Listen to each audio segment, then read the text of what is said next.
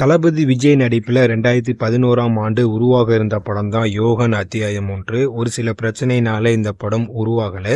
So இதனை எடுத்து ரொம்ப வருஷத்துக்கு அப்புறம் மீண்டும் இந்த கதையை தற்போது கௌதம் மேனன் அவர்கள் கையில் எடுத்திருக்காரு.